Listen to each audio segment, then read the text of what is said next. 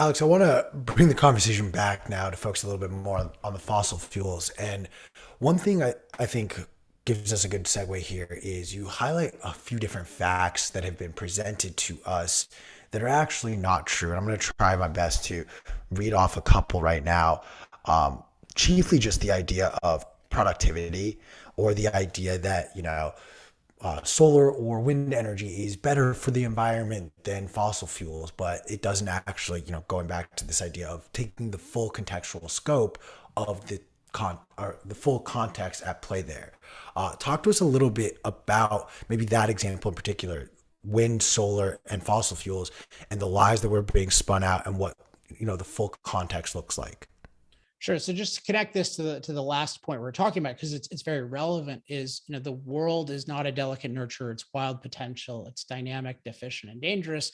We need to become extremely productive in order to flourish. And to become productive, we need super productive, we need machines to do most of our physical work for us. And so energy is what enables us to do that.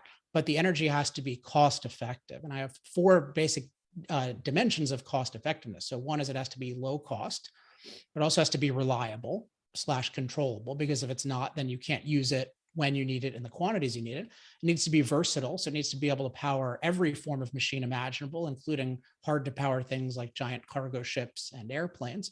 And then it needs to be on a global scale of billions of people in thousands of places. And the fact of the matter is there's only one source of energy that right now provides what I call ultra cost effective energy that checks all four boxes. And that's the fossil fuels. So oil, coal, and natural gas. And those combined provide 80% of the world's energy, including even more of its transportation energy and what's called its industrial heat energy. So generating a lot of heat for various industrial processes like steel making.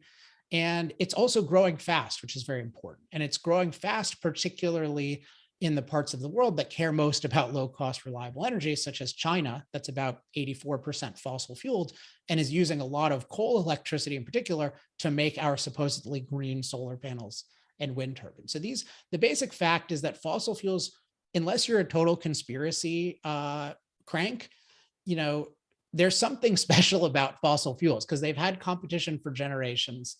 They're still 80% and growing. They are uniquely cost effective. They're used in places like Japan that would rather not use them because they don't have domestic resource. So what's going on? And you have to recognize there's clearly something there. And the two basic factors are there's something very special about the materials involved, and there's something very special about the amount of economic ingenuity that is involved. And so the basic things are the materials are they're naturally stored, concentrated, and abundant. Stored is important because it allows you, it's like a battery. It's like a natural battery. You can just access it on demand, which is really, really nice because making your own batteries turns out to be really, really expensive for most purposes, certainly for storing a lot of energy. And then concentrated is great, particularly for transportation, because the smaller and lighter energy is in usable form, then the more mobility you can have. Like an airplane requires very, very dense energy. If it had a battery, it would never take off. So and then abundant, obviously you need that if it's going to be on a global scale. So, and then the other thing is it's not just the materials exist, because those materials have been around forever for all intents and purposes, but there have been generations of economic ingenuity and achievement that have been harnessed to turn these once useless raw materials into energy for billions of people and their machines. It's just this massive achievement. It's just like, think about silicon and microchips. Like, yes, silicon has great properties to be a semiconductor, but there's still generations of innovation and achievement to have a global microprocessor and microchip industry. And to replace that, even with a comparable material, would be really, really hard. It would just take a long time. But imagine trying to replace it with an inferior material. And basically with solar and wind, it's very difficult because you're dealing with the sun and the wind, which they are abundant, but they are not stored. They are intermittent flows of energy that most of the time are not available, and certainly not available in the quantities that you happen to want energy in. And then they're very dilute. So to harness them, you need to take up enormous amounts of space, and you need very large amounts of materials to be mined, as well as things like transmission lines. And so these are the realities. You could imagine things where if you could get batteries cheap enough on some crazy scale, maybe, but we're nowhere near that. So in fact, the situation is, in practice, solar and wind are used as supplements to these reliable, controllable sources of energy, mostly fossil fuels, to some extent also hydro and nuclear. We could talk about nuclear, which I think is the most promising, but it's mostly fossil fuels giving life support to the solar and wind. And yet that is not acknowledged in these things. I mentioned the levelized cost of electricity, which a lot of people use, and they're just denying the fact that these right now are parasites, and that if you look at the places that are using them on a large scale and you do valid accounting, you see that they increase the price of electricity because you have to have the 100% reliable grid, and then you have to have all of this unreliable energy infrastructure on top of it. So, and then what happens is if you are upset that you're paying more money, then you try to cut back down on reliable infrastructure. That's what we've done where I live in California. And then you face blackouts. So the fact is, these things are right now, they're parasites that are increasing costs and decreasing reliability.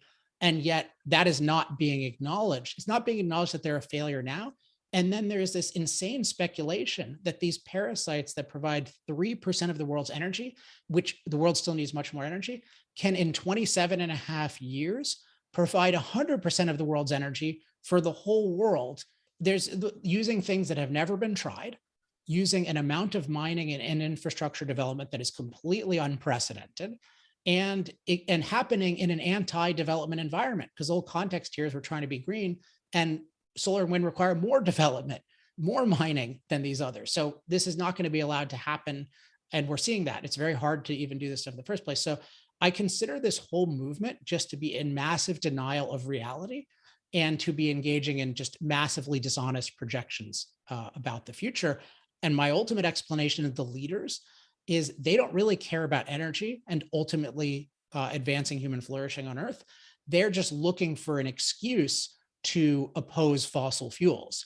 And so their excuse is, oh, we've got this exciting green energy, don't worry about it, it'll work. But I think we're seeing right now with this energy crisis, it does not work to try to even slowly replace fossil fuels with what I call these unreliables. And that's why we're having we're having skyrocketing prices, blackouts, and threats of starvation. So we need to re-educate the world and reverse course. This is really a travesty.